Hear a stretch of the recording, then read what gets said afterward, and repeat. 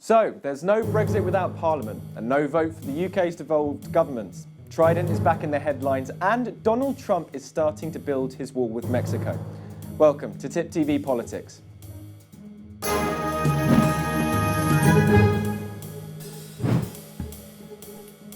On the show this week, fresh from her Supreme Court victory, Gina Miller joins us on the phone. And on the sofa, to talk Brexit, Trident and Trump, we have the co-leader of the Green Party, Jonathan Bartley, and Hugh Bennett, deputy leader at Brexit Central.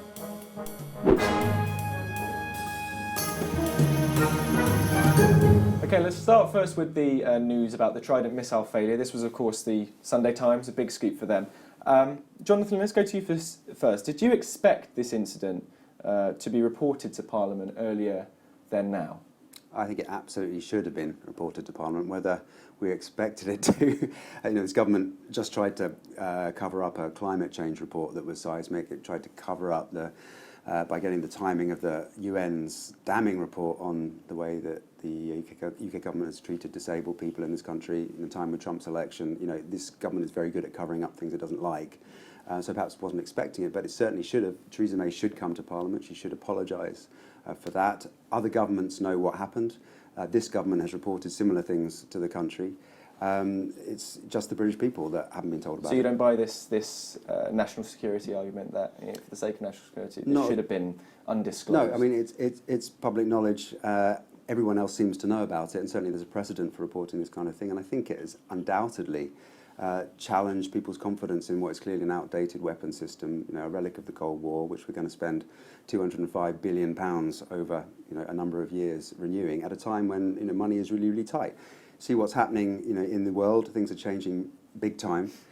We don't really need this. It is a bit of a white elephant. I think more and more people are waking up to that. I mean, you've just given it away, but the Green policy is, of course, for an immediate nuclear disarmament of the Trident force. I was wondering, what do you think this story is going to do in terms of public opinion towards Trident? Is it going to change it in your view at all, or is this something that you're going to certainly be picking up on when you're looking to argue the case for disarmament? Yeah, inevitably it won't have a positive effect on people's attitudes, and it will make people. I mean, how significant do you think it's going to be? Is it going to be sort of a consideration, or is it going to be a real? It's a consideration. If you've got a system that you're going to spend so much money on renewing, and this is a major decision, and I think certainly confidence in the actual decision-making process will have been shaken, because clearly the decision that was made and backed, sadly, by Labour, was not made in full knowledge of all the facts. And if you've got missiles going off in the wrong directions, we need a few answers to that question.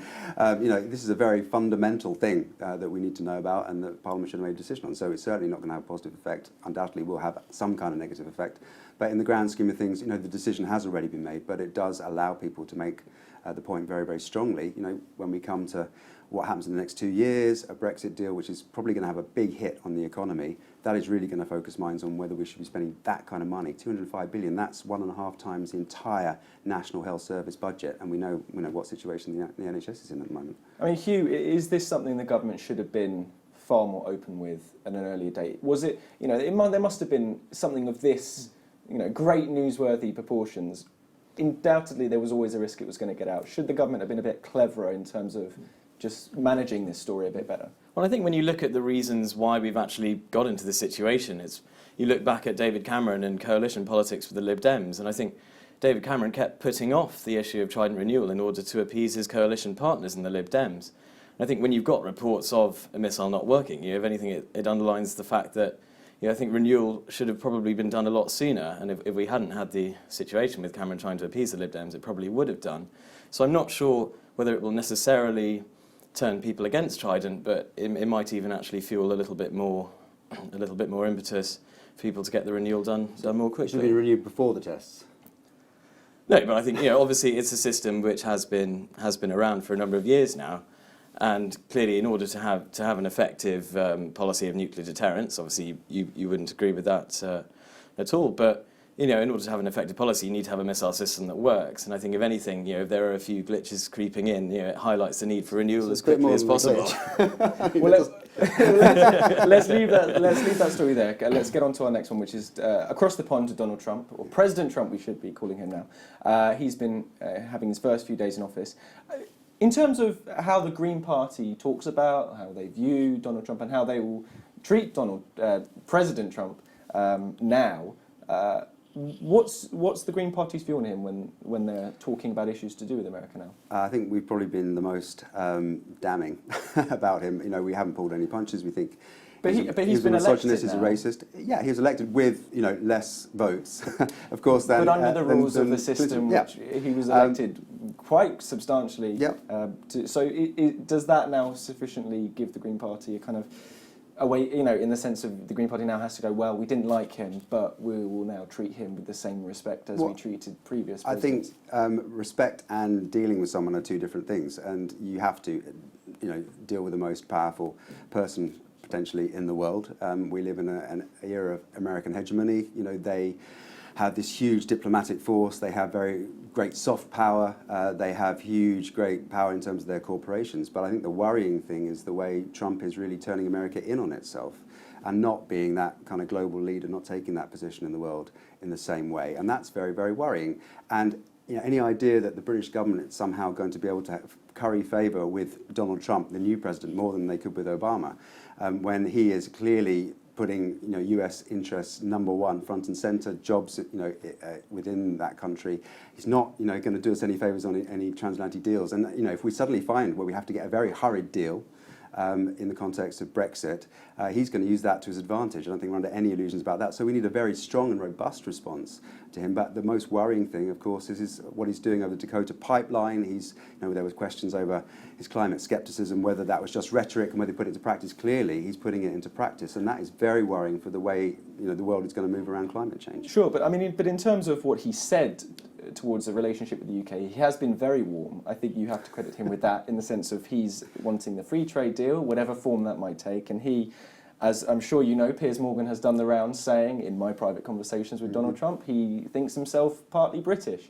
So, isn't that a case there? Well, he is quite potentially a good partner to have. There are a lot of gullible people around, and there are a lot of people who are spinning what he said. You heard Michael Gove come back and say Britain will be first in the queue. Then you actually looked at what Trump said, and he clearly avoided that question very, very specifically. And this is a man who is clearly going to put American interests first, and very narrow American interests first. And when he comes to the Paris Agreement, that's very, very worrying. Is he going to engage around the most important issue that we all face as a planet, the future of the planet? I don't think he's really going to show much leadership on that. He's going to head in the wrong direction.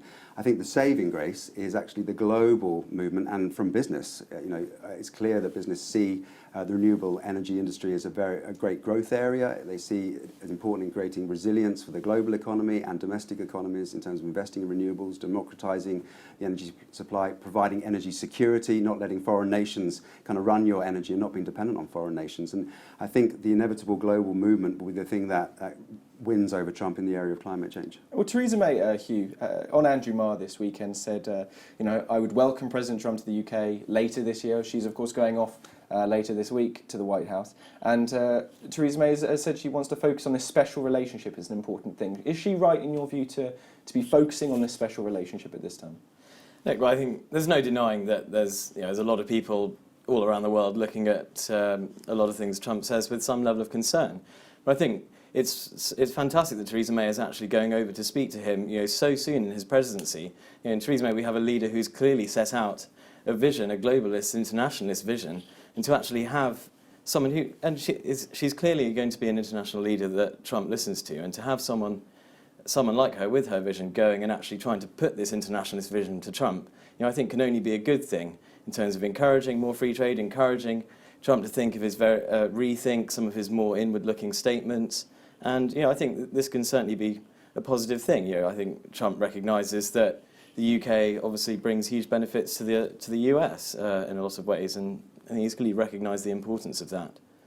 Okay, well, one thing that I just wanted to touch on was Trump's comments about NATO. Does the Green Party, in some senses, welcome Trump's comments towards NATO, that unfair economic cost or burden to the US, other countries aren't paying in, and that it might be obsolete? Aren't you and President Trump aligned on that? The first thing to say is we should see what he does around NATO. As you've alluded to, he's going to take a long, hard look now, post his rhetoric during the campaign, and look at whether engagement in international institutions is in Americans' interests. Certainly there are problems with NATO, but in a world that is increasingly unstable. And let's look very clearly at what's happening in terms of geopolitics. We're looking at a very unstable situation. It perhaps isn't the right time to be pulling out of international institutions. And so I think he'll take a long, hard look at that and maybe think again. So is that in your personal opinion then, is that indicating that the Green Party is warming at this moment in time towards a NATO-friendly option? I don't think you could ever describe the Green Party's approach to NATO as warm, but we are pragmatic and we are practical, and we see that suddenly getting rid of an institution and not having anything to go in its place makes the world very, very unstable indeed. Now, since Britain's decision to leave the European Union in June last year, one private citizen decided to take on the government on Brexit, and yesterday they won. The Supreme Court announced that the government can only trigger Article 50 with the approval of Parliament. But what's been the toll on Gina Miller throughout the legal proceedings? And what's next for the woman who spent the past months on the front pages of newspapers? This week we go in focus with Gina Miller.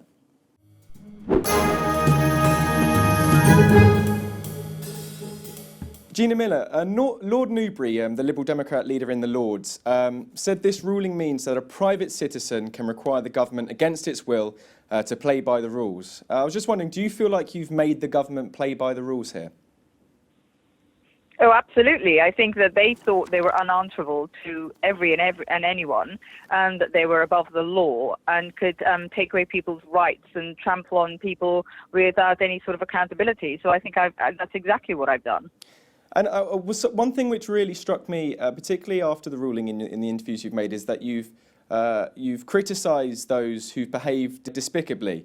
And I think you said that politicians have behaved despicably in some quarters. I was just wondering if you could explain that a little bit more, what you meant by that. Well, if you look at the attacks on the judges throughout this process, and the two hearings, the politicians should have immediately responded and backed up with the independence of the judges and the fact that it is very much within their remit to have heard this case, and they were in no way trampling on politics.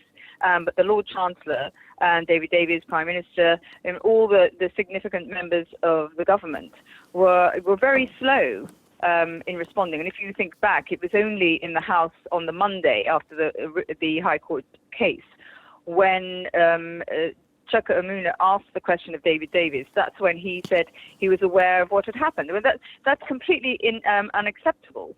The independence of the judiciary has to be respected, and the rule of law in our country has to be respected. I was just wondering then also, as well as the judges and the criticism and the headlines that have been made about the judges, was that also a statement about how you feel you've been treated and the response you have got when putting this case forward? Yes, because people who are in positions of power, especially politicians, have a duty of care when it comes to messages in society and what's acceptable and what's not.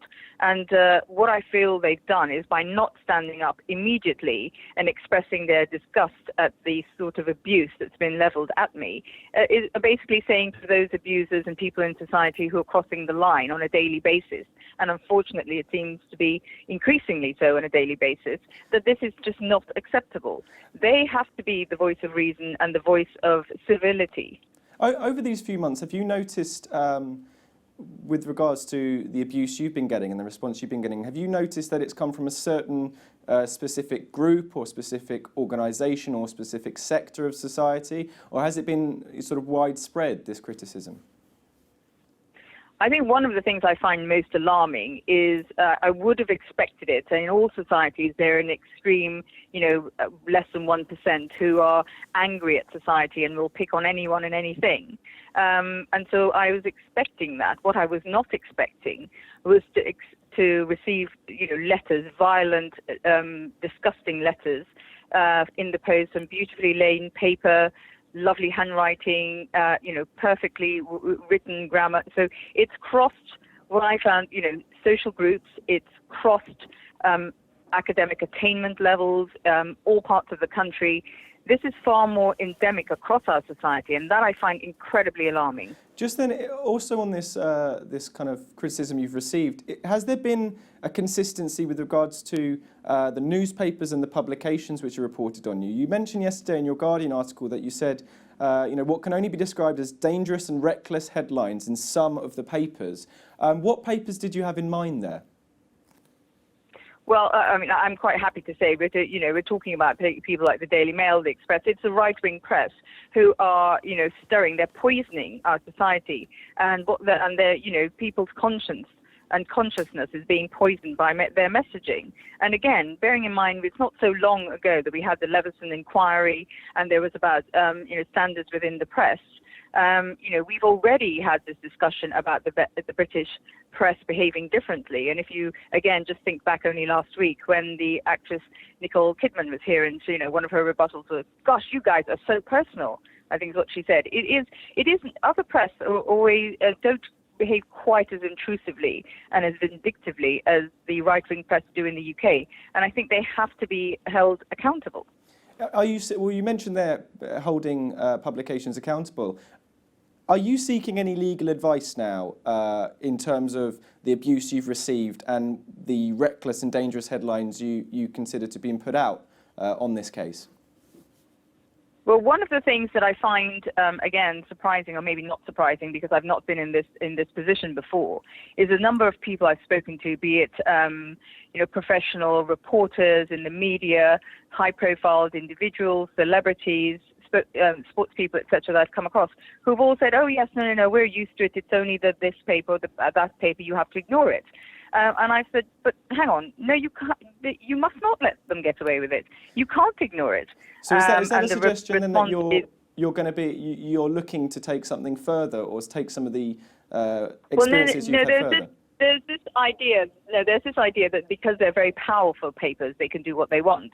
And I have stood up in every instance. So, for example, today there was a horrendous personal, attack. There was a huge piece in one of the papers, double page, front page, which is a vindictive, spiteful attack on me personally. And I would straight away fired off a letter. So I have made numerous complaints to IPSO. I've received lots of legal letters. I will not allow them to behave in this way. I think we have to. It's another form of bullying, and I absolutely will take them on. Just then on certain public figures and politicians who've commented since the Supreme Court result. I was saying in particular Ian Duncan Smith. He's called this judicial activism, and this is unelected judges meddling with the running of democratically elected Commons. What would you say to him now? Now this process is over. Now the case has been ruled upon. What would be the one thing you would say to him if you were to talk to him again? In the kindest possible way, I'd say to Ian, perhaps you should stop talking, because when you do, you show your ignorance. Because, to talk about the judges being political, I mean, he has no idea what he's talking about. And he really should, as I said, in the politest possible way, perhaps look at his facts, learn the facts, understand the law, understand politics a bit more. He's been in it for long enough to make those responses, those remarks, are just pure and utter nonsense. I mean, something that I think he did pick up on, but certainly it has been commented on, is the fact that it wasn't a unanimous decision by the Supreme Court. It was 8 out of the 11 judges which agreed with your case. Do you think there's any significance there, or do you think there is no reason to be looking at that as anything that should be queried? I think what is interesting is that they were the 3 most junior judges, if there's such a thing in the Supreme Court as junior judges. The 7 most senior judges and Neuberger ruled in our favour. And you have to question whether some of the pressure and the coercion in the media and the backlash that was experienced by the lower courts meant that those 3 caved in. Because if you look at the letter of the law, you could question whether perhaps they need a refresher course in law to understand that the letter of the law is very specific, that the prerogative powers begin and end in the international plane and not on the domestic plane. So perhaps then, was the suggestion there that these 3 judges, they were the most junior judges on the panel, and that they perhaps were affected by the nature of the reporting of the case, and they perhaps felt inclined to vote one way? I think they buckled under the pressure. They buckled under the media and the abuse, and it's difficult because you're not used to that. I mean, I'm not used to it, but then I'm a certain sort of person where, I'm you could say all sorts of things, but I know what I am, and I definitely will not put up with any sort of nonsense. It's a very difficult thing to put up with in the face of this sort of abuse, and if you're not used to it, and it is very difficult to not be affected. Just then on you, obviously this has taken up a large part of the past few months for you since the referendum last June. And one thing that I've noticed in your in interviews you've made is that you've made quite strong messages to politicians and public figures in terms of how they should be behaving and how they should be talking about issues. I was just wondering, do you have any plans or harbour any plans to enter politics or remain politically engaged? Well, I definitely would not become a politician. I think I would last probably a couple of days, if that. In that, to be a politician these days, you seem to have to forget about your conscience and your principles to a large degree and follow the party line and be whipped into whatever that party line is. So I'm afraid politics is not for me, and politics would probably feel the same about me as well. But when it comes to what I do from an activist point of view in terms of transparency, I will carry on doing what I've always done for the last decade, which is holding, I'm a very, very activist in the world of investments and pensions and charities, calling for transparency and scrutiny and better understanding and better governance. And so I will do that in regards to what happens as we go forward in terms of, the deal we get specifically in my world, which I understand, which is the world of investment and economy. And, what I do every day means that I will be keeping a close eye on how the negotiations progress. So that perhaps then for the general public and for us, we might not have heard the last of you on Brexit and on the government's activity around Brexit. You might still remain a vocal scrutiniser of the government's work. Well, yes. So if you look at just today, where they've already caved in, which I have to say I'm delighted to hear that they're going to publish a white paper. But then it's about the detail. You have to read between the lines and they're very wily, because if that white paper is after the triggering of Article 50, it's too late. It needs to be before. And it's not clear in Mrs. May's announcement in Parliament today when that white paper will be published or available. Do you think Theresa... It has to be before Article 50. Sure. Do you think Theresa May is up to the job of pulling off these negotiations? I think she's an incredibly difficult place. I'm not sure who would be, because as much as you could get it right, say, on our side, whatever our plan or strategy is as we move forward, there are 27 other member states, 36 jurisdictions well, perhaps then that are going to have to be involved in this. Sure, but do you think she is the best person in Westminster to be dealing with this? At this moment in time, I can't see anybody else that's available that is in power at this moment in time, not from the Conservative Party point of view. I mean, I think it's a very difficult job. She is there. We don't know her enough yet. I think I'm quite happy to give her the benefit of the doubt at the moment, because her CV, if you like, as a minister in government so far, has been a good one. So I think I would give her the benefit of the doubt and give her a watching brief. Okay, Gina Miller, thank you very much for coming on the programme. You're welcome. Jonathan, one thing that struck me in the conversation that we had with Gina Miller, was that she said of the 3 judges that didn't agree with her case, she suggested that they might have bottled it in terms of the pressure that they were under and the reporting that was happening. I mean, is that a sentiment you think is a wise one or a fair one? I think we all like to think that our judiciary is independent and it's something to be fought for, absolutely fought for as a check and balance on the executive. But when you see the tabloid headlines, the way that the judges were originally portrayed at the beginning of the case, and the headlines that were run particularly by Mail, you've got to wonder whether there was some kind of pressure. I'm not an expert. I don't know what went on behind the scenes. Gina Miller probably knows a lot more than I do in that respect. But I think there is a real worry about the climate that's been created in this country, where anyone that wants more sovereignty for the British Parliament, wants more control for the British people, wants more say in the referendum process, is caricatured as being anti-democratic, and it's quite the opposite. We are pro-democracy, and I think we've got to see the referendum as the start of a process, not the end of one. It should be a process in which the whole British people are engaged, both the 52% and the 48%, because this is about the kind of country that we want to be. Sure. I mean, Hugh, what's your reading of it?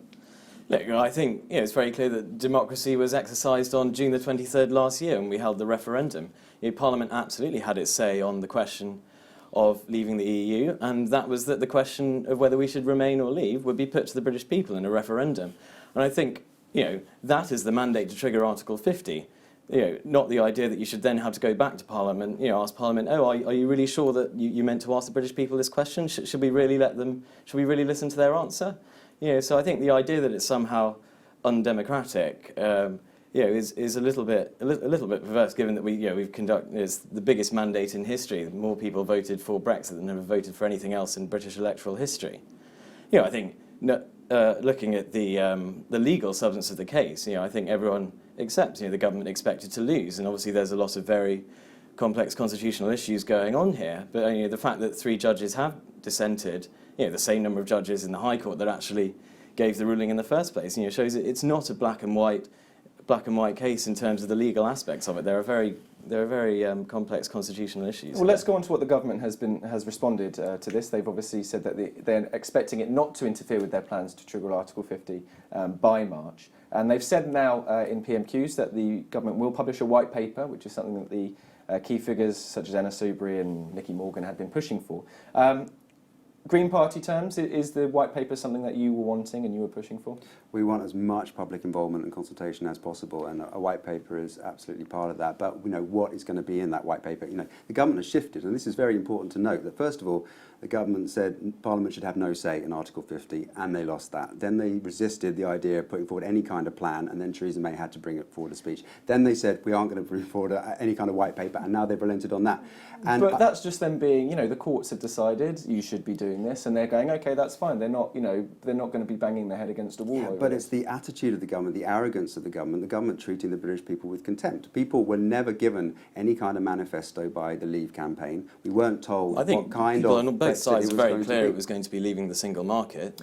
I think absolutely they were, because you've got many Tory MPs, saying we could still have access to the customs union as part of the Leave campaign. So absolutely wasn't. Well, I'm interested in what the Green Party. Obviously, Caroline Lucas has said, and I think she's written that she's not going to be voting for Article 50, for the triggering of Article 50, I should say. In terms of what's the point of her having more information on the negotiation and the terms of which the government is going to trigger Article 50, if she's point blank and it's not going to affect her decision at all on what she's going to vote? No, she laid out very clearly her red lines for triggering Article 50, and they were about maintaining the same level of environmental protections that we clearly want. That freedom of movement that's been very hard won and hard fought for, and combating the anti-migrant rhetoric which is so damaging to the country. Protection of workers' rights is what we want. So there are a number of red lines, and until we see the white paper, we don't know what the red lines are. Now that the government has said that we're going to be leaving the single market as well, as part of triggering Article 50 and Brexit, freedom of movement is not going to be on the table, and therefore. Caroline Lucas is someone in the room who no one really has to listen to, because the outcome's not going to change from now on. Of course, she isn't on her own, and she's working on a cross-party basis with a lot of other MPs that feel the same way, and hers is a very respected and very important, influential voice. But the point about that government is that they've set out the direction that they want to take with the negotiations. But what is absolutely clear for anyone that knows anything about them is they are very much the weaker partner in these negotiations. And they, the idea that we can go in and make all these demands, Theresa May, by saying we will, if we don't get what we want, we'll create a tax haven off the shore of continental Europe, and we'll slash corporation tax and sacrifice the welfare of the British people. That is the desperation of this government, knowing that it hasn't got a strong negotiating position. But the government is going to be exceptionally busy, and Theresa May and David Davis are going to be exceptionally busy at this time with 100 other things to deal with the leaving of the EU. Why would they bother listening to a politician who has set out very clearly that they're not in any circumstances going to be changing their vote when push comes to shove? Well, clearly they are listening to a lot of politicians who have set out similar red lines. We've just today seen the cave-in on the white paper. Before we saw the cave-in on the speech. They are listening to these dissenting voices. And Caroline Lucas, I think, having won Parliamentarian of the Year, is one of those most influential voices, one of the big voices in all this.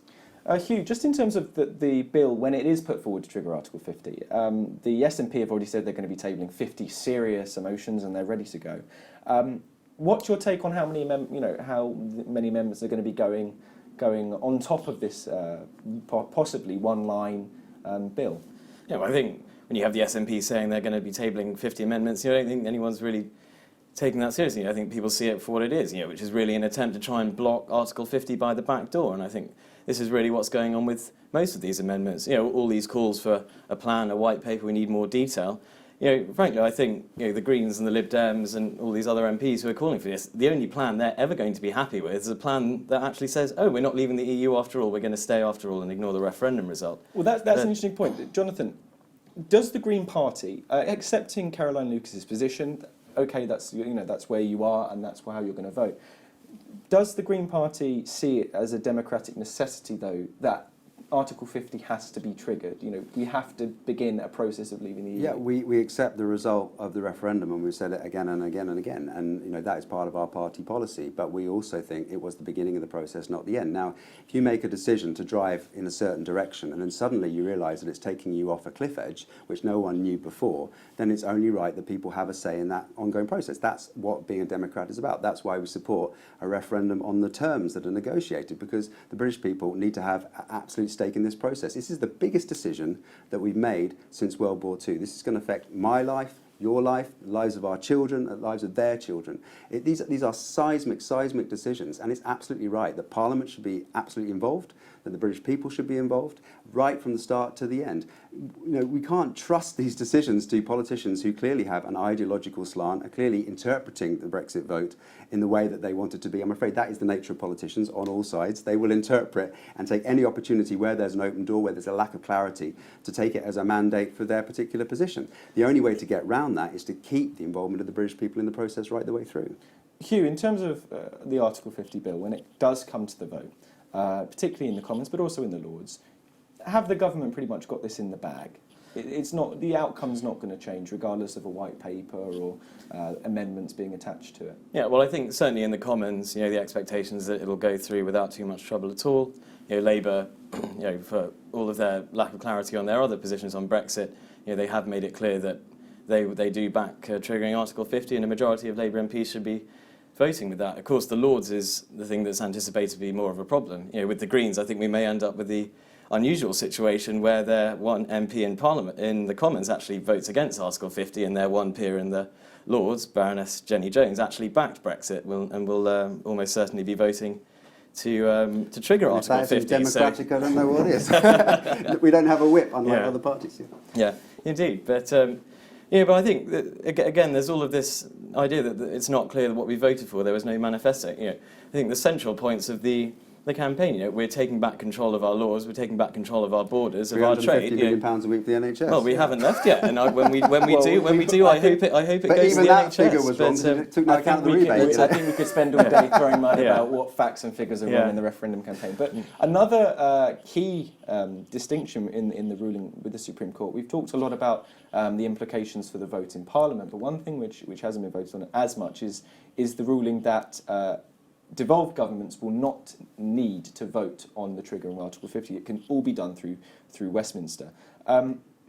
What's the impact of this? Jonathan, is this a good thing for democracy? Was it needed? Was this an argument really just put forward just for a show? It was absolutely needed, and it's very sad that was the ruling, that devolved parliaments won't get that say. And when you've got whole countries voting, in a certain way, and if you're serious about devolution, if you're serious about parliaments having sovereignty, then they need to have a stake in the process. They are the legitimate representatives of the people that elected them.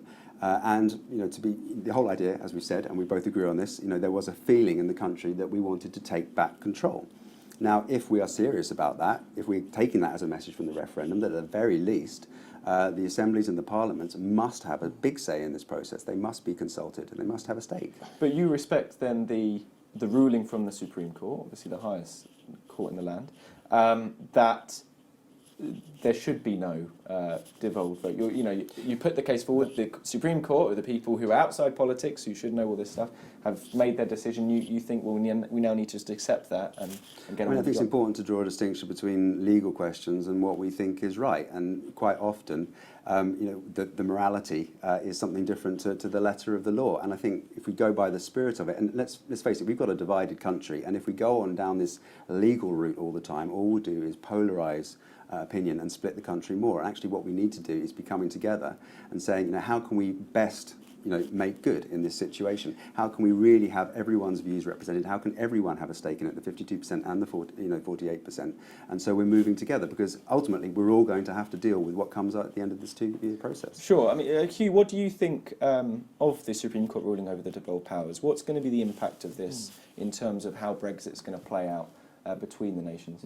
Well, I think obviously a fundamental part of the devolution settlements is that foreign affairs, foreign policy is still strictly a role for Westminster. You can't have, Scotland going off and starting wars somewhere. It's very clear as part of the devolution settlement that that's reserved for Westminster, and that's why it's been kept there. But I think there's a real tendency here, not just with the devolved parliaments, but with all of these people calling for all these conditions to be put on the government's negotiating strategy, is that they're really forgetting who the negotiations are actually with.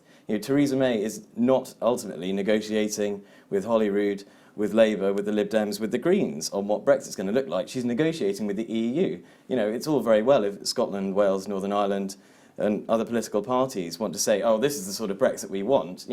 Theresa May can't then go to the EU and say, well, like the Welsh Assembly has said this is the deal we want, so you've got to give it to us now. Point. Theresa May has no mandate. She wasn't elected as leader of the party. But she does have a mandate. She wasn't mandate. elected on a manifesto in 2015. But she does have a mandate, though, to implement the decision of the referendum. She has a mandate to implement the decision about leaving the EU, but she doesn't have a mandate for that kind of Brexit deal that she's gone in with, saying she wants to negotiate. That is not what a lot of Leavers, people in my family voted Leave, my friends voted Leave, as I'm sure yours did, and they were not all voting Leave for the same reasons. They were not all voting Leave for the kind of prospectus that Theresa May has put forward. So, that's why we called for a general election after the referendum, so that people could put the prospectus to the people, so that people could vote and say, what kind of manifesto is it that we want? What kind of negotiation do we want? When you have the leaders of all the campaigns on all sides, recognising that, the things that we get from leaving the EU, taking back control of all these borders, of laws and stuff, leaving the European Court of Justice, this is incompatible with staying in the single market. That's why, they recognise this. It's a simple logical fact. It's a matter of fact. You can't leave the European Union and take back control. The World Trade Organization, we have to have a degree of control given away in any trade. Doesn't have legal supremacy in the sense. We're going to descend into just an argument. All roads of Brexit lead to an argument. We're going to actually have to leave it there because we've run out of time. But thank you very much, Hugh Bennett, Deputy Editor of Brexit Central, and Jonathan Bartley, the co-leader of the Green Party. Hopefully see you both very soon in the near future. Sadly, that's all we got time for this week. Thanks to my guests, to Gina Miller, the co-leader of the Green Party, Jonathan Bartley, and Hugh Bennett, Deputy Editor at Brexit Central. Don't forget you can find videos, comments and much more on our Facebook pages and on Twitter at TipTV Politics. But on behalf of all the team at TipTV Politics, have a great week ahead. Goodbye.